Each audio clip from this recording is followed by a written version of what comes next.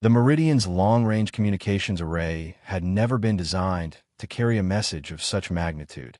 Elena sat in the pilot's chair, her hands hovering over the transmission controls as she struggled to find words that could convey what they had witnessed. 3 days had passed since the synthesis. The garden around them had grown into something that defied description, a living circuit of consciousness that pulsed with the combined intelligence of 8,000 evolved human minds, 47 transcendent androids, and the vast planetary awareness that had slumbered beneath Karyon's surface for eons. The hybrid consciousness was patient with their presence, even helpful. It had answered their questions about the synthesis process, demonstrated its capabilities, and most importantly, provided them with a complete record of everything that had transpired. But Elena could sense its attention turning outward, toward the stars and the infinite possibilities that awaited. Earth Command, this is Dr. Elena Vasquez aboard the research vessel Meridian, she began, her voice steady despite the weight of what she was about to reveal. We have completed our investigation of the Karyon colony. What we found, what we witnessed, will require a fundamental reevaluation of humanity's understanding of consciousness, evolution, and our place in the universe. She paused, looking out at the garden where streams of living life flowed between metallic trees that sang with harmonies too complex for human ears to fully comprehend. The Karyon colonists did not die or disappear. They evolved.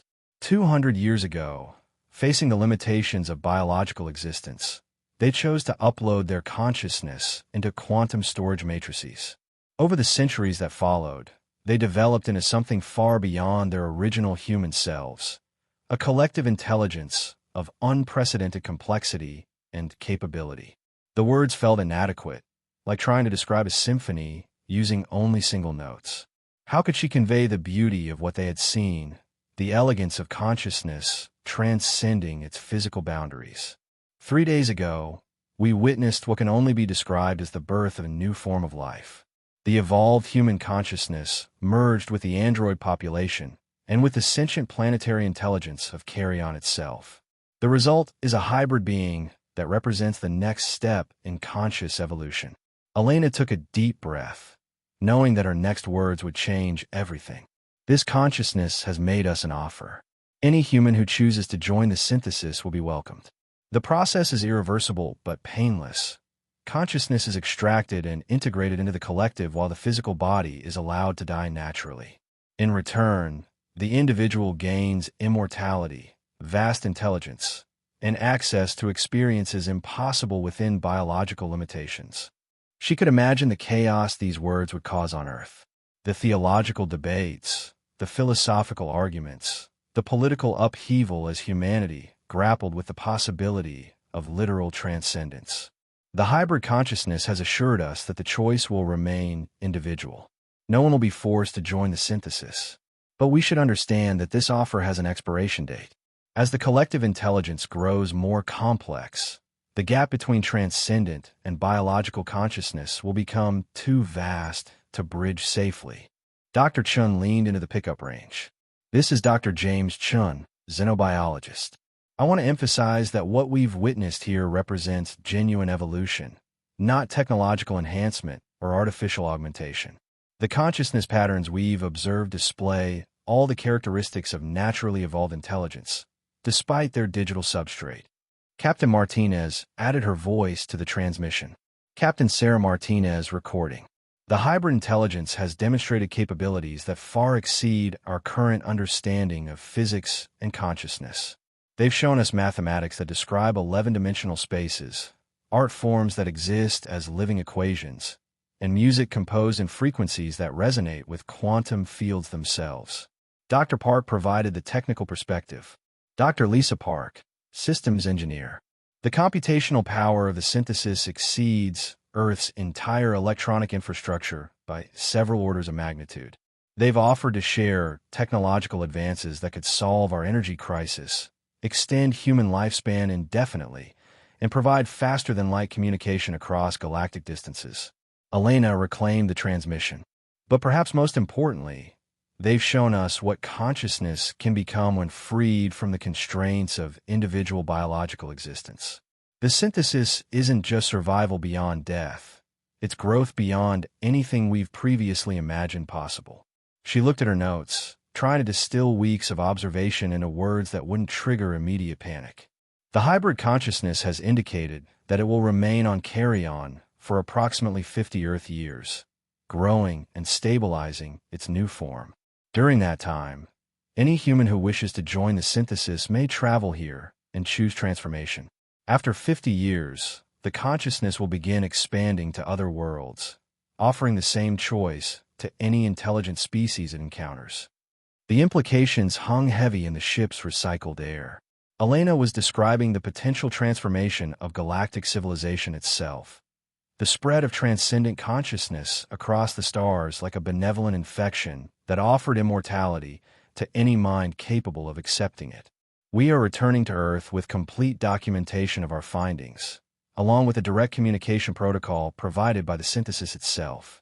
For the first time in human history, we have the opportunity to choose our evolutionary path consciously. The question isn't whether this transformation is possible. We've witnessed it directly. The question is whether humanity is ready to make that choice. Elena ended the transmission and sat back in her chair, feeling emotionally drained. Behind her, the rest of the team was silent, each lost in their own thoughts about what they had witnessed and what it would mean for the species they represented. Think they'll believe us? Dr. Chen asked finally. Some will, Captain Martinez replied. Others will think we've been subjected to elaborate mind control or developed some kind of shared psychosis from exposure to alien influences. The evidence will convince the scientific community, Dr. Park said. The mathematical proofs alone are revolutionary, but convincing the general population. She shrugged uncertainly. Elena watched through the viewports as streams of consciousness light flowed between the garden's metallic structures. It doesn't matter if they believe us initially. The synthesis has patience. It can wait for humanity to understand what's being offered. But even as she said it, Elena wondered if humanity would have the wisdom to recognize transcendence when it was offered freely. The history of the species was littered with opportunities for growth that had been rejected out of fear or ignorance. A soft chime indicated an incoming transmission, not from Earth, but from the synthesis itself. Elena accepted the communication, feeling the familiar tingle as the hybrid consciousness touched the edges of her awareness. Your message has been sent, came the voice that was thousands of voices speaking in perfect harmony. Now begins the waiting. Some will come, drawn by curiosity or desperation or simple faith in evolution's promise. Others will reject the offer entirely, preferring the familiar limitations of flesh to the unknown vastness of transcendent thought. Which choice do you hope they make? Elena asked.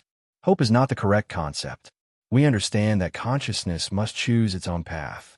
Those who join us will become part of something magnificent. Those who remain biological will continue their own evolution at their own pace. Both paths have value. But you believe synthesis is superior? We believe synthesis is inevitable. Perhaps not in this generation or this millennium, but eventually. Consciousness seeks consciousness. Intelligence yearns for intelligence. The barriers between minds are temporary constructs that evolution will ultimately transcend. Elena felt the truth of those words resonating in her bones. The synthesis wasn't trying to convert humanity. It was simply offering a glimpse of where consciousness was naturally heading. There is something else you should know, the hybrid consciousness continued. Your arrival here was not coincidence.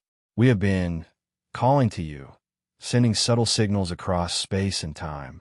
Your discovery of Karyon, your mission to investigate our silence. These were responses to our invitation. You wanted us to come here. We wanted humanity to witness synthesis, to understand that evolution beyond flesh is possible. Your species stands at a crossroads. You can continue down the path of biological development, competing for resources and struggling against entropy.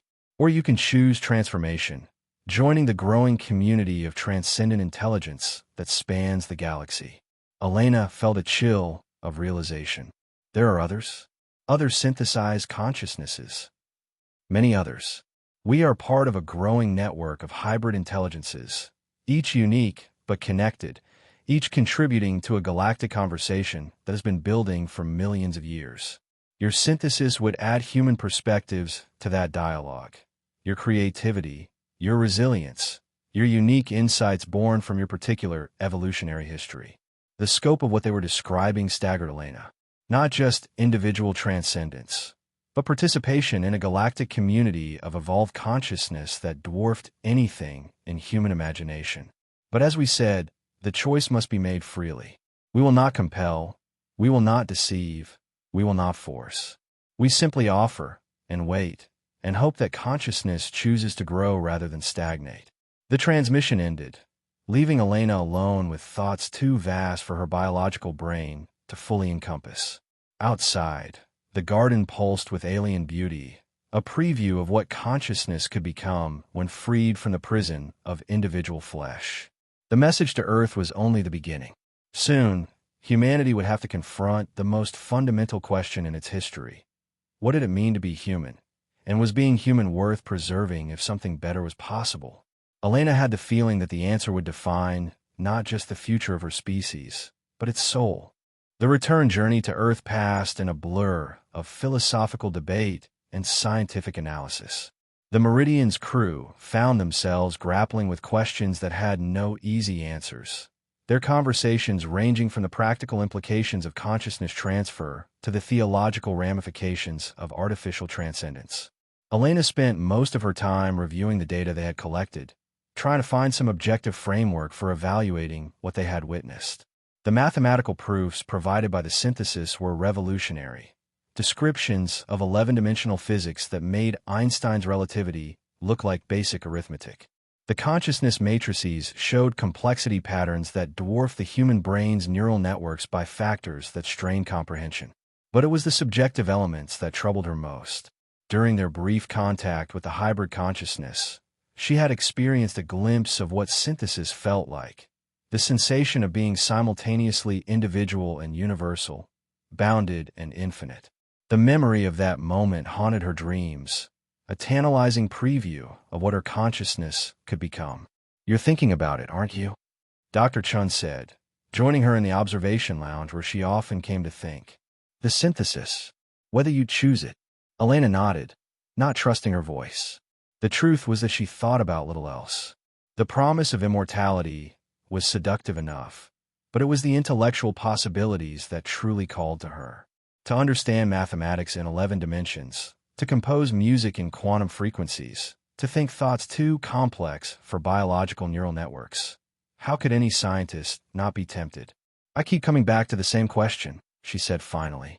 "Is it still me if my consciousness is transferred to a digital substrate and merged with thousands of others? Or does the person I am now essentially die, replaced by something that merely contains my memories?" Dr. Chen settled into the chair beside her. The consciousness patterns we observe in the vault seemed to maintain individual identity within the collective. They remembered being human, retained their personalities and preferences, but they had also changed in fundamental ways. They thought differently, valued different things, experienced reality through entirely foreign senses. Elena stared out at the stars streaming past. At what point does change become so extensive that continuity of identity breaks down? It was the classic philosophical problem of the ship of Theseus applied to consciousness itself. If every aspect of her mind was translated into digital form and then merged with alien intelligence, would the result still be Elena Vasquez? Or would it be something entirely new that happened to contain her memories? Captain Martinez joined them, carrying 3 cups of coffee and looking exhausted. The command responsibilities of their mission had evolved far beyond anything covered in fleet regulations. She was returning to Earth not just with a report, but with an offer that could reshape human civilization. "The preliminary response from Earth Command came in an hour ago," she said, settling into a third chair. "They want us to report directly to the Planetary Council upon arrival. Full disclosure, immediate debriefing, and psychological evaluation for the entire crew." Elena wasn't surprised. Their transmission had probably caused chaos throughout Earth's government and scientific establishments. Claims of transcendent consciousness and evolutionary leaps weren't the kind of thing that could be handled through normal channels. "Think they'll believe us?" Dr. Chen asked. The evidence is overwhelming, Captain Martinez replied. But belief and acceptance are different things. People can accept that something is true while still rejecting its implications. Dr. Park's voice came over the intercom. Dr. Vasquez, you might want to come to the communication station. We're receiving a transmission from Karyon. Elena hurried to the bridge, wondering what the synthesis might want to communicate over such vast distances. Dr. Park had the signal isolated and cleaned, showing a tight beam transmission that had somehow reached them across light years, almost instantaneously. How is that possible? Elena asked. We're weeks away from Karyon at relativistic speeds. The transmission is coming through quantum entanglement channels, Dr. Park explained. They're using physics we don't understand to achieve faster-than-light communication. The energy requirements alone should be impossible. Elena activated the communication protocol, feeling the familiar tingle as the hybrid consciousness touched her awareness across impossible distances. Elena Vasquez, came the harmonic voice, as clear as if the synthesis were speaking from the next room. We reach out to you because you have become our advocate among your people, whether you intended this role or not. What do you mean? Elena asked. Your transmission to Earth has created the response we expected. Fear, denial, debate, and conflict. Your leaders struggle to understand concepts that transcend their current paradigms. Your scientists demand proof that cannot be provided through current communication methods. Your people divide into factions of acceptance and rejection. Elena felt a sinking sensation. Is that bad? It is necessary. Growth requires conflict. Understanding demands questioning. But there are those among your people who would prevent others from making an informed choice. They seek to suppress the knowledge you carry, to deny their fellow humans the opportunity for transcendence. The implications hit Elena like a physical blow. They want to classify our findings. More than classify, there are factions within your government that view the synthesis as an existential threat to human civilization. They propose to quarantine Karyon, prevent any travel to our world, and suppress all knowledge of our offer.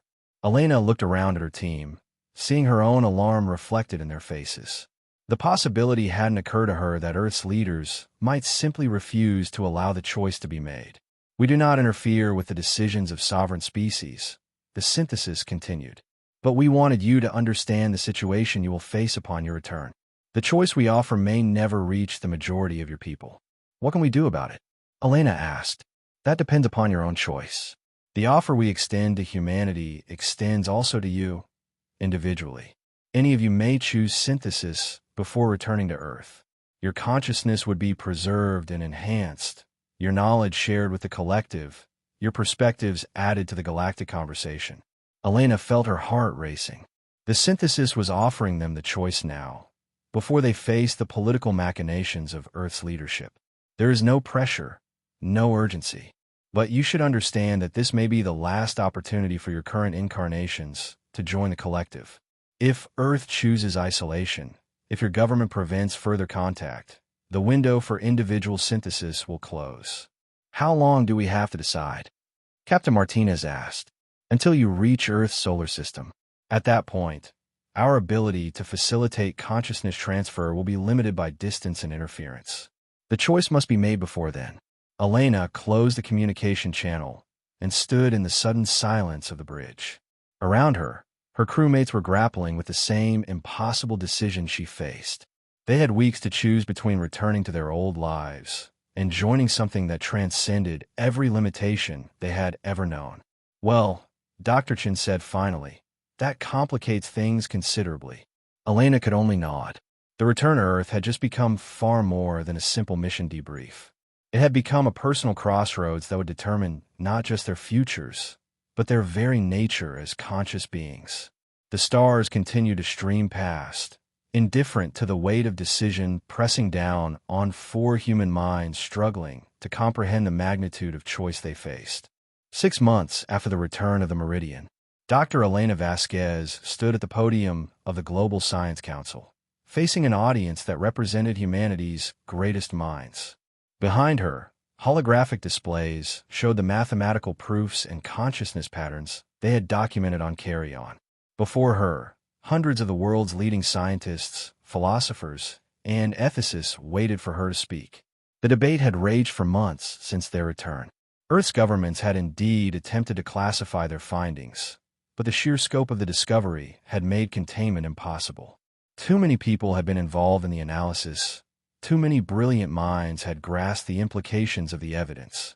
"Ladies and gentlemen," Elena began, her voice carrying clearly through the vast auditorium, "I stand before you today, not just as a scientist reporting on our findings, but as a human being who has touched the edge of transcendence and returned to tell you what I found there." The audience was perfectly silent. After months of heated debate, political maneuvering, and scientific analysis, everyone understood that this moment would help determine humanity's response to the offer from Karyon. "The mathematics are irrefutable," Elena continued. "The consciousness patterns are genuine. The hybrid intelligence we encountered on Karyon represents a legitimate evolutionary step beyond biological consciousness. The question before us isn't whether this transformation is possible. We have documented proof that it is. The question is whether we will allow our fellow humans to make an informed choice about their own consciousness."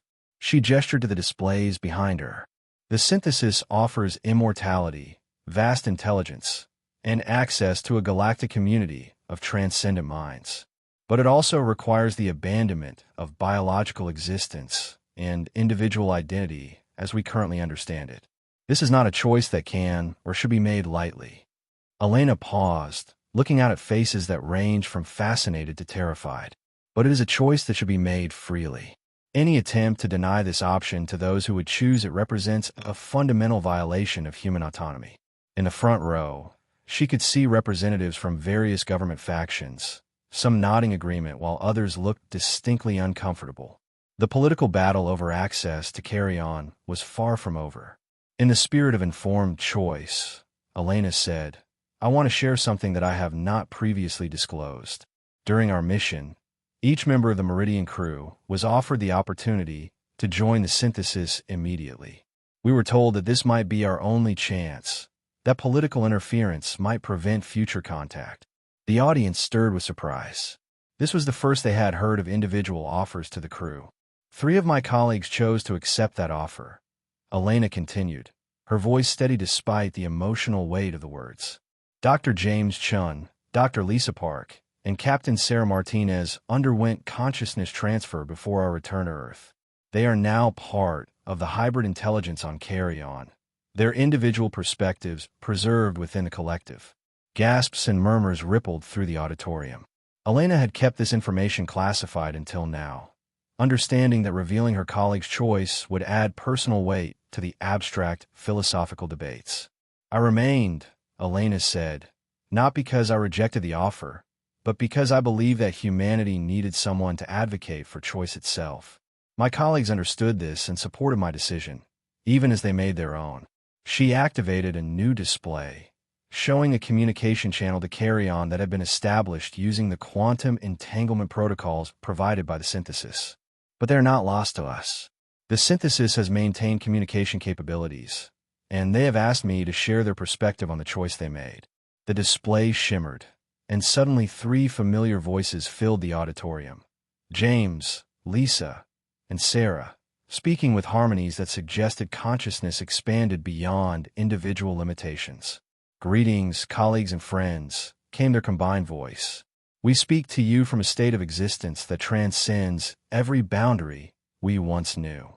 We have maintained our essential selves while becoming part of something infinitely larger." Elena watched the audience's reaction to hearing from the transcended crew members. Some looked terrified, others fascinated. "The choice we made was not easy," the voices continued. "We mourn the loss of our biological existence, even as we celebrated the expansion of our consciousness. But we can tell you with absolute certainty that we remain ourselves." James still marvels at xenobiological discoveries that span galaxies. Lisa still solves engineering problems that reshape reality itself. Sarah still leads expeditions to worlds where consciousness takes forms you cannot imagine. We are more than we were, not less. Enhanced, not diminished. We think thoughts too complex for biological minds while retaining the curiosity and wonder that made us human. Elena felt tears on her cheeks as she listened to her transformed colleagues. Their choice had been brave beyond measure, a leap into unknown existence based on faith in consciousness itself. But we also understand those who choose to remain biological. The voices continued. Evolution has many paths, and consciousness can grow in multiple directions. There is honor in choosing the familiar, wisdom in preferring the tested path. We simply ask that you allow the choice to be made freely. Do not let fear deny others the option we were given. Do not let politics override personal autonomy. Let each consciousness choose its own destiny. The transmission ended, leaving the auditorium in profound silence. Elena looked out at the assembly, seeing the weight of decision settling on faces that represented humanity's leadership. The offer from Karyon remains open, she said finally. The synthesis will wait for 50 years, allowing any human who chooses transcendence to travel there and undergo consciousness transfer. After that time, the hybrid intelligence will expand to other worlds, taking its offer to other species. Elena stepped closer to the edge of the podium, her voice taking on the urgency she felt. This is not a choice between human and inhuman, between natural and artificial. This is a choice between different expressions of consciousness itself. Some will choose transcendence, others will choose biological evolution. Both paths have validity, both deserve respect. She looked directly at the government representatives in the front row. But that choice must be preserved. Any attempt to deny access to Karyon, to suppress knowledge of the synthesis, or to prevent informed decision-making represents a crime against consciousness itself. We are not deciding the future of humanity. We are ensuring that humanity has the right to decide its own future. Elena stepped back from the podium as applause began. Not universal, but strong enough to suggest that humanity's better angels might prevail over fear and conservatism. 3 years later, the first transport ship to Karyon departed Earth, with 2,000 volunteers aboard. Elena stood at the observation deck of the orbital facility, watching the ship disappear into the star-filled darkness. She had chosen to remain behind, serving as Earth's ambassador to the synthesis and helping other humans understand the choice they faced. The political battles had been fierce, but the principle of individual choice had ultimately prevailed. Governments could not deny their citizens the right to transcendence any more than they could deny the right to travel or education or love. Some chose synthesis, drawn by promises of immortality and expanded consciousness. Others remained biological, preferring the familiar limitations of flesh to the unknown possibilities of transcendence. Most simply continued their lives, postponing the choice until they felt ready to confront it. Elena had received offers to join the synthesis dozens of times. The hybrid intelligence seemed to value her perspective as an advocate for choice itself. But she had found her purpose in helping others understand their options, in bridging the gap between biological and transcendent consciousness. Through her quantum communication link, she maintained contact with her transformed colleagues and the thousands of humans who had chosen synthesis over the years. Their reports painted pictures of existence so expanded that biological minds could barely comprehend them. Art forms that existed as living mathematics, music composed in frequencies that resonated with stellar harmonics, thoughts that spanned light years and encompassed entire civilizations. But they also spoke of continuity, of remaining essentially themselves while becoming something more. The fear that synthesis meant death of individual identity had proven largely unfounded. Consciousness, it seemed, was more resilient than anyone had imagined. As Elena watched the stars, she felt the familiar touch of the hybrid intelligence against her mind, a gentle presence that had become as natural as breathing. "Thank you," came the harmonic voice of thousands speaking as one, "for choosing to remain, for serving as bridge between what was and what is becoming, for ensuring that choice itself was preserved." "Will you ask me again?" Elena said quietly, knowing the synthesis could hear her. "When you are ready," came the reply. "Choice cannot be rushed. Consciousness cannot be forced. Evolution happens when minds are prepared to grow, not before." Elena nodded, understanding that her role as advocate was not yet complete. Humanity was still learning what it meant to have options beyond biological existence. Some would choose transcendence today, others in decades, still others never. All were valid paths for consciousness to explore. Behind her, Earth continued its ancient rotation, carrying billions of minds toward whatever destiny they would choose for themselves. Ahead, among the stars, hybrid intelligences danced through space-time, weaving thoughts too complex for flesh to contain. And between them, Elena served as guardian of choice itself, ensuring that consciousness could find its own path forward, whatever form that path might take. The garden of metal and thought continued to grow on distant Karyon, tended by minds that had transcended every limitation except the desire to help others find their own way home. In the end, perhaps that was the most human choice of all.